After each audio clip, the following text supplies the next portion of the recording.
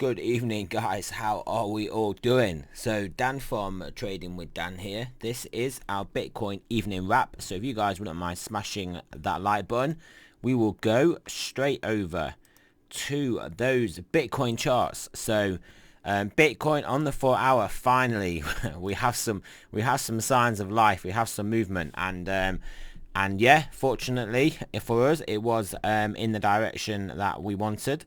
Unless you were short, obviously. But yeah, like I said, stock markets had a good day.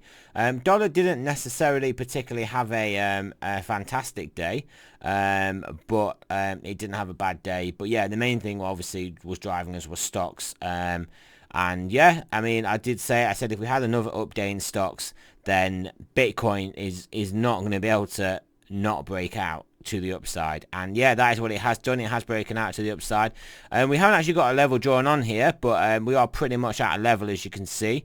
From there, we had this one drawn in here, but yeah, we broke above there, which is good that we're above that one, but obviously we're below this one. But realistically, we are quite close to this sort of bigger area zone we've got going on here, this 11,000 to 11,100. So yeah, I mean, I feel like that will be the main resistance area, and then once we take that out, I say once, if we take that out, and especially particularly 11,200, then well, I think at the very least we can expect is to spend some time in this zone.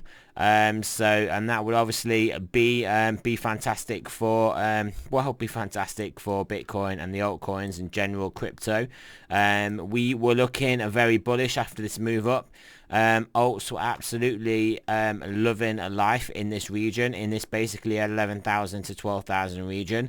So one can only infer from that if we get back into this 11,000 to 12,000 region, play out some price action in here, then you would expect altcoins to have a bit of a party again, and then you would also expect that there would be an increased likelihood of us breaking to the top of 12k, and then yeah, I mean, maybe moving into our next zone, which is about obviously this 12k to pretty much up to 14k.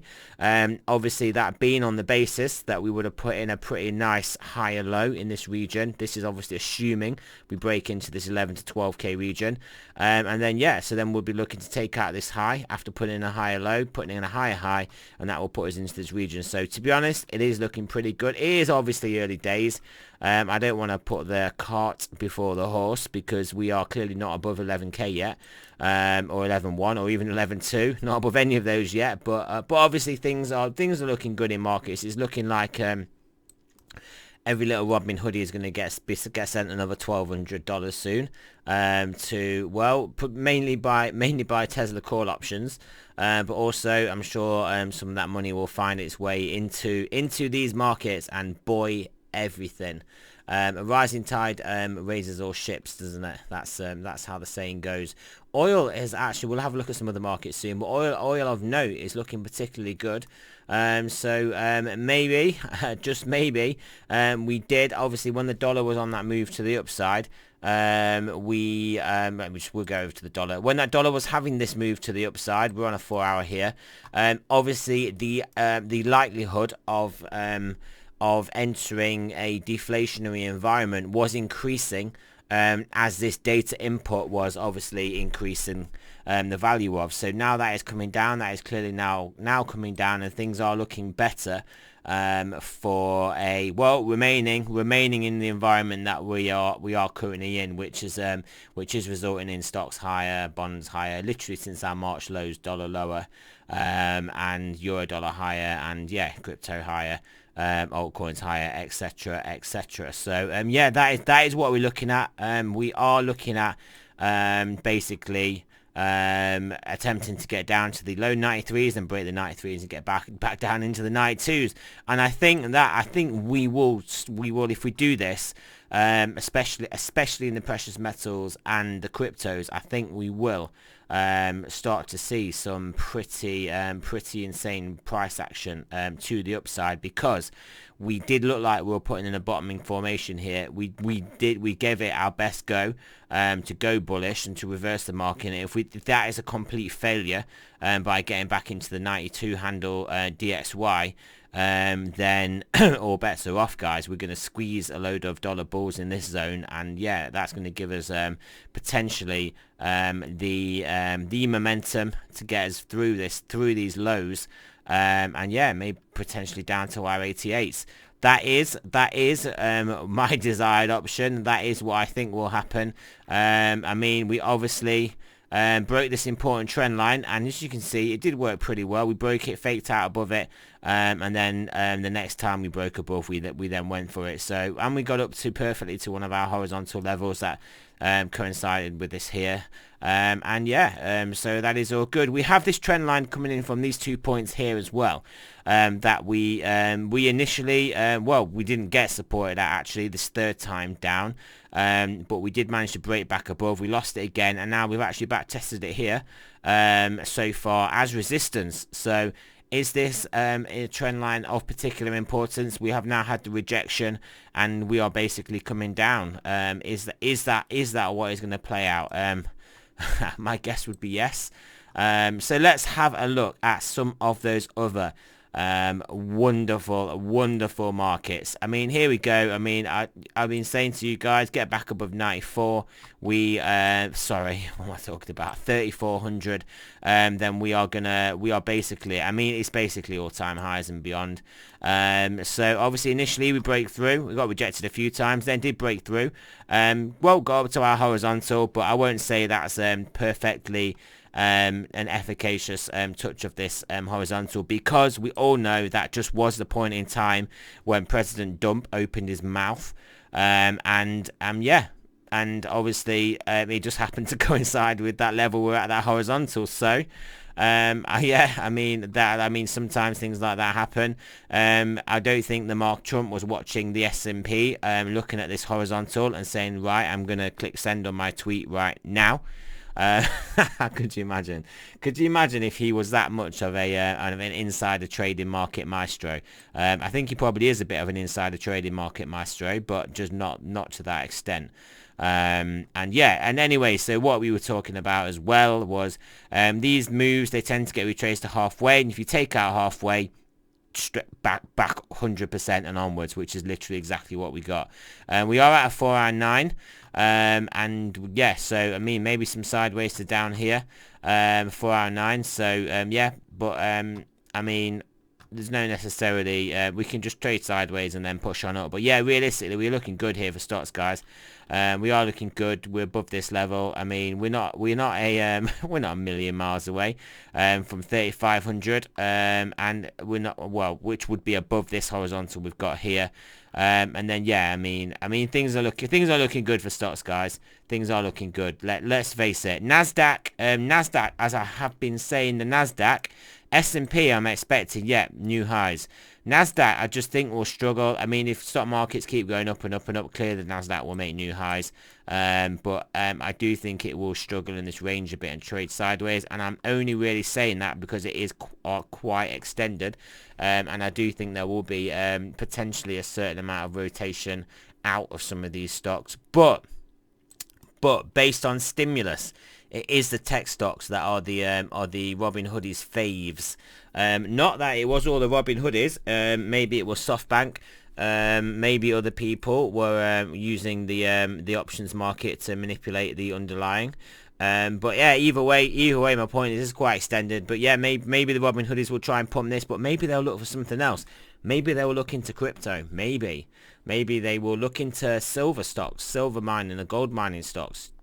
I mean, I legitimately think that could be their next target. I reckon in those Wall Street Bet Discord chat rooms that I basically do have a little dive in every now and again to see what they're talking about. They're usually just talking rubbish, which is why I can't keep track of it. But yeah, maybe they're gonna start talking about gold, because obviously I do think we're still gonna start to get a push up, particularly in precious metals and crypto, which means we're then going to get a bigger move up in mining stocks, especially silver mining stocks, especially silver junior mining stocks. And I think they will be doing all sorts of speculative bets, plays on those. Yeah, that is what I mean. That is what I think. But anyway, let's have a look at gold and silver. Has gold? Yeah, I mean, it's put in a pretty nice looking higher low here. This is looking like it wants to come and try and take out this trend line. I mean, are we going to start putting in a ascending triangle of sorts? And just extend this a bit longer. Are we going to play out in this range and break up? Maybe. We'll leave it in there, see what happens. But yeah, I mean, generally constructive price action. Obviously, we had the Trump dump, but we are now looking to recover this. Silver similarly looking to regain this horizontal.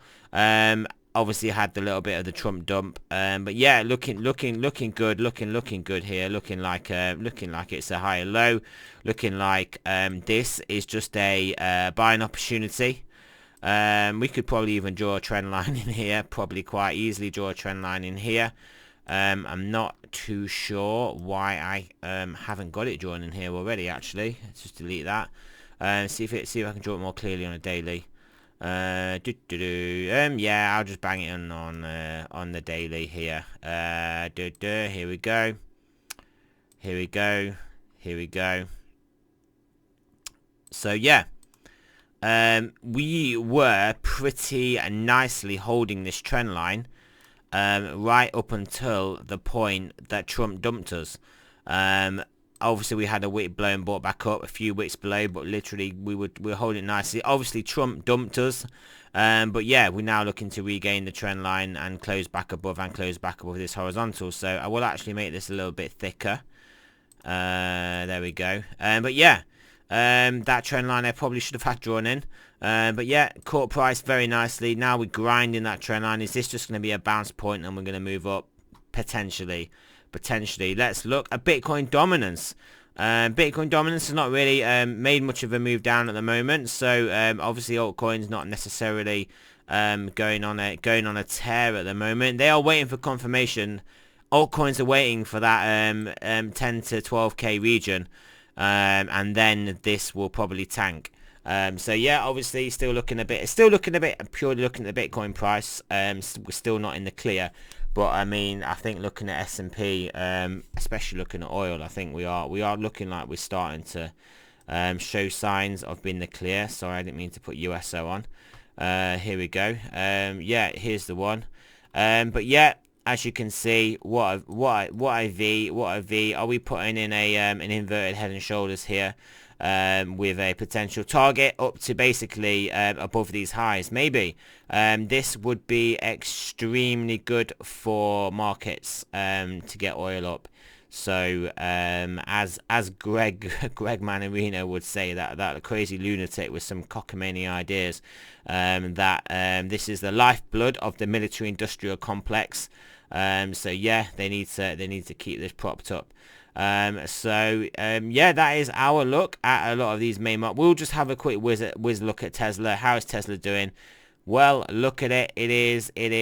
Well, it's lost its important trend line, to be honest, guys. I mean, this is part of the reason why it's like I am kind of expecting the Nasdaq as a whole to just realistically trade mainly sideways. I'm not sure how I want to draw this. I feel like I'm just drawing it to fit what we're in now. But yeah, now we'll just leave it. Forget it. Forget about it. Yeah. I mean, I feel. Oh God, go away. I kind of feel like obviously these are quite extended, and they're going to struggle to make these massive gains. But yeah, I do think they won't go down. They'll just trade sideways, potentially sideways up in all fairness, but just underperform the S&P. That is my feeling. Oh, here is Neo, clearly above $20. So yeah, props to the guy that was laughing about people buying Neo at $12 because they're never gonna. It's all downhill from there. And I was like, probably see $20, and he was like, no, and I was like, probably will. And yeah, there you go. Anyway, so yeah, back to Bitcoin, and we will have a look at some of those stochastics, see how they are looking. Plenty of room to run on the 4-hour, guys. So I mean, I did say in the Telegram chat, once we take out this sort of mid 10-8 level, realistically the next stop is around 11,100. Obviously we kind of got this level we're getting held at now, but I feel like breaking above here is more important than getting pinned down there. I don't think Bitcoin is going to spend a lot of time just trading in this little area. I think it'll probably bull flag it out and then just proceed upwards to that 11.1 area, where we will potentially get a bit more significant resistance. But the 4 hours got plenty of room to run to drag us up to 11.1. 10-hour has, I mean, it has to be turning up. Yeah, it's turning up now from a neutral area. So if this starts to get moving, fantastic. And 12-hour moving up as well, starts to get up to around this region, fantastic. Daily, get back up to the bullish region, that will be fantastic. 2-day coming up nicely, fantastic. 3-day turned up, fantastic. 5-day looking to turn up, fantastic. Weekly, obviously, this is obviously more of an oil tanker. It's going to take a while to turn this around, but hey, bi-weekly up there, but you can get jammed up there like we've seen. I mean, realistically, we're not going to be trading the bi-weekly stochastics. Monthly looking great, but yeah, so all in all, we are looking good. But do remember, price action had coiled up, so just a move of even of the magnitude we've had is going to be enough to then flip all these stochastics in our direction. But when you break out of a tight formation, you do expect then expansion of volatility and movement in that direction. So obviously that is what the stochastics are telling us. So yeah, so like I said, realistically, guys, get back into this zone here. And yeah, it's just party time again. Party on, dude. As they say in is it Wayne's World? But yeah, so yeah, looking good overall here, realistically, guys. Yeah, I mean, we have broken out of this formation. We're just going to break a few horizontals. We just got to break back into our golden zone. And then we've just got to, well, maybe spend a bit of time in that golden zone. And then bust our way out the top once they start coming out with post-election spending. Big checks for everyone from the Steve Mnuchin, from the Mnuch. So yeah. Yeah, that is it, guys. So not too much else to say. Things are looking rosy. Again, like I said, Bitcoin realistically, he's not his own master. He's been dragged up by the stock market. So that is fine. We'll take that. We don't care. Anyone, you can drag us anywhere as long as it's up. But yeah, yeah, I mean, realistically, we want this DXY back down into here. We want Bitcoin into that 11 to 1200 region, and we just want, well, stocks just to keep their daily grind towards the upside. And yeah, that's that'll be it. That'll be exactly what the dots are ordered. So there you go, guys. Thanks a lot for listening. Remember, this is clearly not advanced financial advice, and I'm definitely not a financial advisor. So yeah, always DYOR. Do your own research, and I will speak to you guys in the morning.